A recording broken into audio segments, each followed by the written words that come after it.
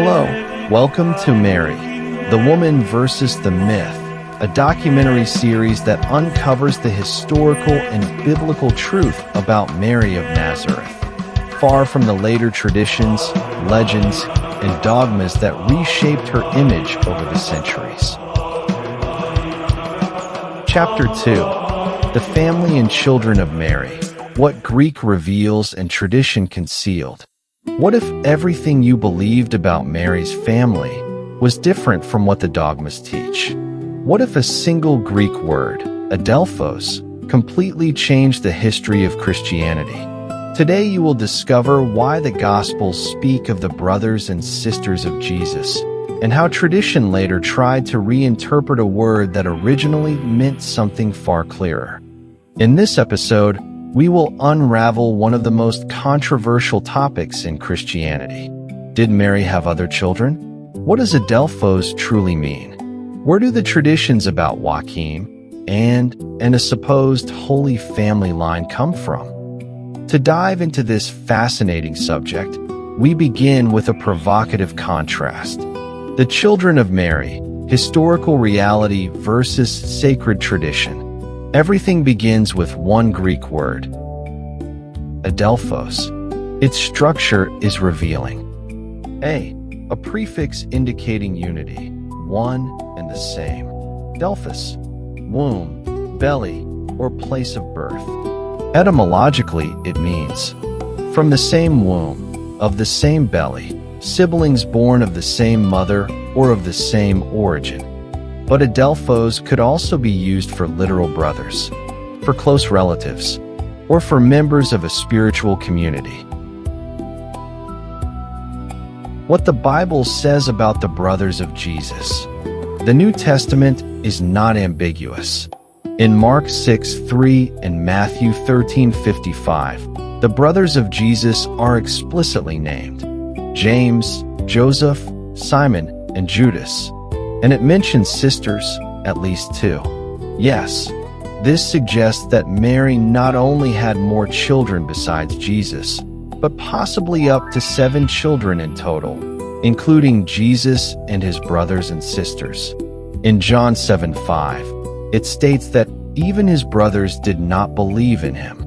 In 1 Corinthians 9:5, the brothers of the Lord are described as traveling missionaries accompanied by their wives. And not only that, after the resurrection, Jesus appeared to James, 1 Corinthians 15:7, who later became the leader of the church in Jerusalem. It is important to highlight that for Israelites living under the Old Covenant, a large family was considered a sign of divine blessing. In this sense, Mary would be a blessed woman with abundant offspring. This also aligns with the character and mission of Jesus, because by believing in him, we become adopted children of the one true God, co-heirs of the kingdom and brothers and sisters of Jesus. However, for the sake of history and tradition, we must clarify, who, then, were the brothers of Jesus? There are 3 major interpretations that have attempted to explain the term Adelphos. 1. Biological brothers. The most natural reading, and the one supported by ancient writers such as Josephus, Hegesippus, Tertullian, and John Chrysostom. If they were cousins, the writers would have used the Greek words anepsios or sanguinis, but these words never appear. 2. Sons of Joseph from a previous marriage, a doctrine promoted in the East centuries after the Apostolic era. 3. Cousins or distant relatives, an interpretation promoted much later by Christian sectors seeking to defend the perpetual virginity of Mary. This is the heart of the conflict.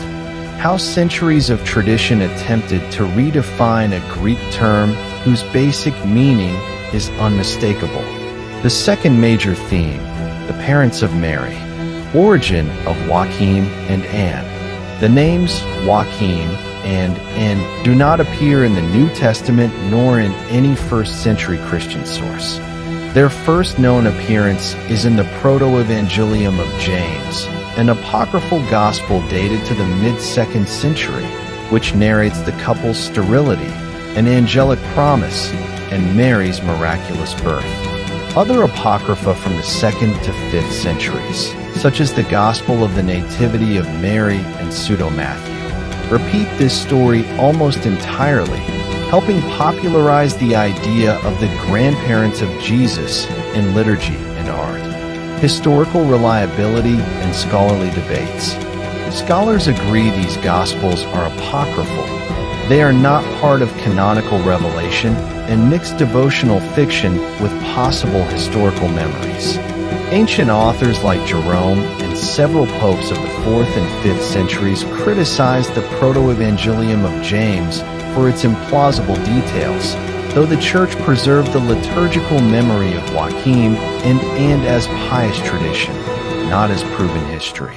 Many historians note that even if the names were authentic, it is no longer possible to reconstruct, through scientific methods, the real biography of Mary's parents.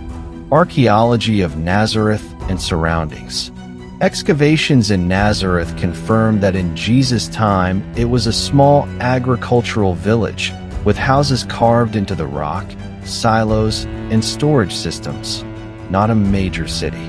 Under today's Sisters of Nazareth Convent and the Basilica of the Annunciation, archaeologists have found 1st century domestic structures and, above them, layers of Byzantine Christian worship, evidence of early local memory about the family of Jesus.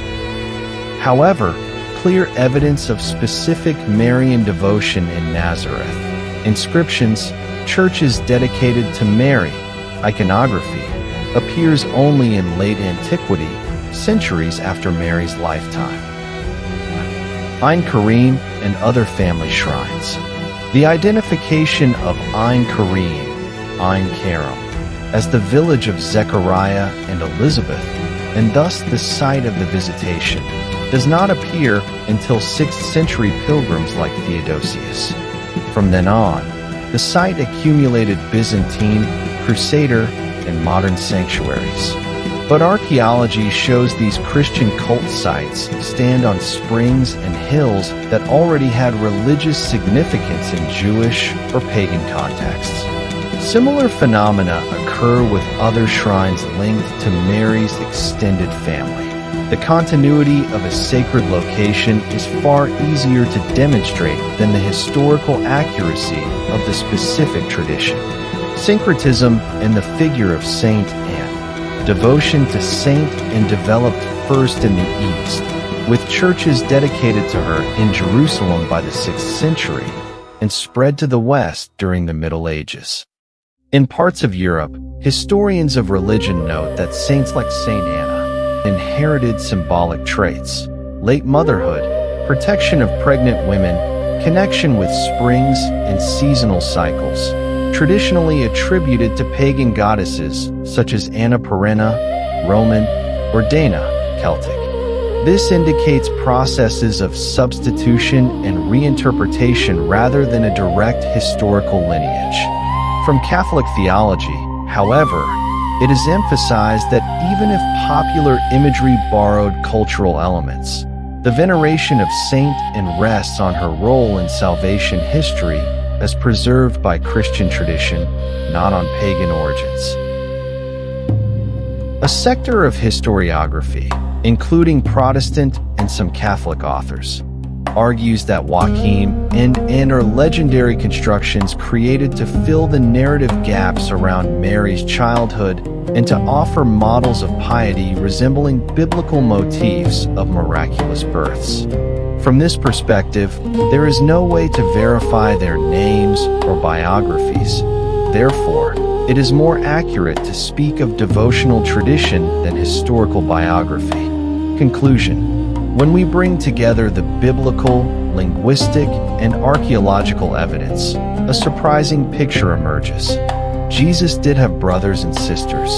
Adelphos means from the same womb, and the Gospels use the term in that sense. Joachim and Anna do not appear until centuries later. Among biblical scholars and historians, There is broad agreement that the names of Mary's parents are not preserved in the New Testament nor in any first-century Christian documents. The first source that mentions Joachim and Anna is the 2nd century Proto-Evangelium of James, not accepted as historical, though valued as a window into early Christian piety. Marian traditions grew over time, not from the origin. So the question is, how did a Jewish woman of the 1st century become a figure elevated above the apostles themselves?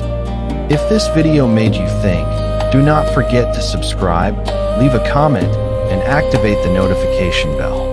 Historical truth is full of nuance, and we are only beginning with Mary, the woman versus the myth.